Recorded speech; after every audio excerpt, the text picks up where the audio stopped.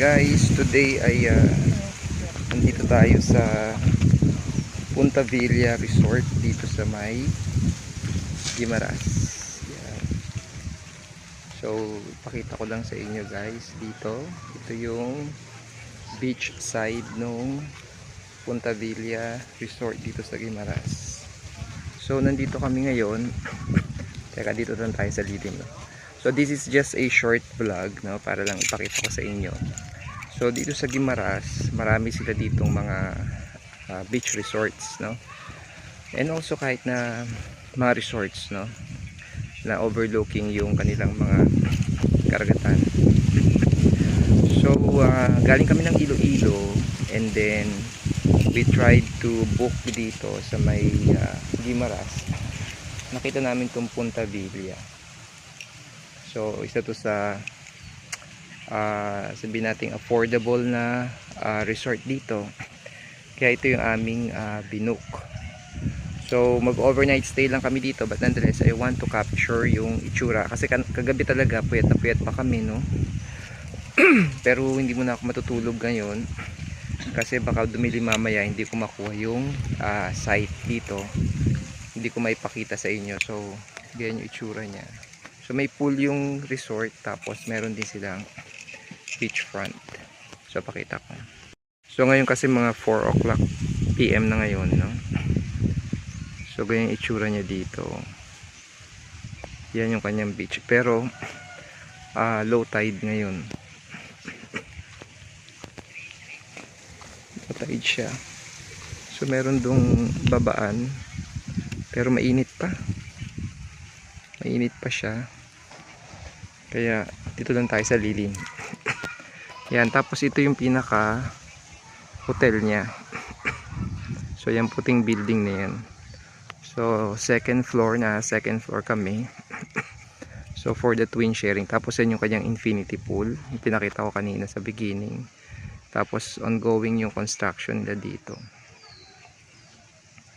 So yan, just to show you, no, yung tsura nitong Guimaras. Yan.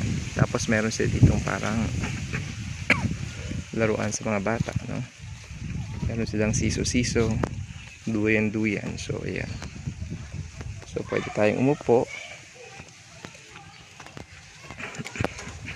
Yan. At magsiso. Teka, ayusin natin, ha. Yan. Magsiso dito.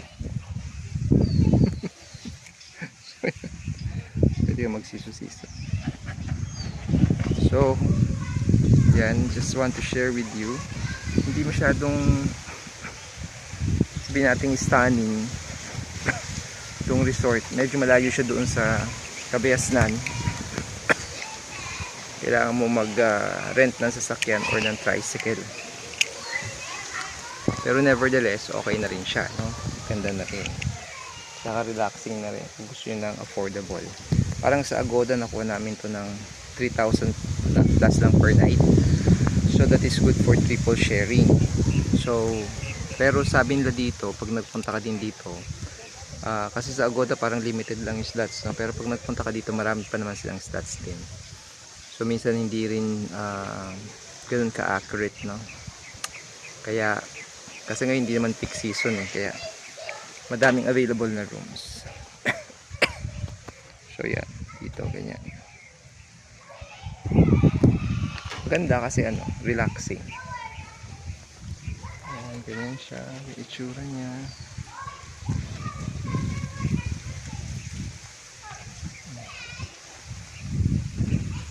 Hindi ko lang mapakita yung room kasi may mga kasama tayo doon, natutulog na. Pero the usual naman, standard room, no? Maganda naman siya. So meron din silang mga toiletries, tapos meron din mga towels. So you don't need to bring your towels na, dahil meron silang mga towels na available. So yan. So ganyan siya dito guys, no? This is the beauty of Guimaras. Yan. Guimaras. Yan siya. Okay, Punta Villa Resort. So yun lang guys, tapusin na natin yung ating vlog dito. At isa pakita ko lang sa inyo yung Punta Villa Resort kung gusto nyo ring subukan ito dito sa may Guimaras. So ngayon ay hapon na dito kaya medyo malamig-lamig na siya, no? Hindi na ganun kainit. So yun lang guys. So kung gusto rin pumunta dito sa Guimaras, isa to sa pwede nyo puntahan, pero medyo malayo nga lang siya. Pero mas mura naman, no, compared sa ibang resort dito. So yun lang guys, thanks for watching. See you sa mga susunod nating gala.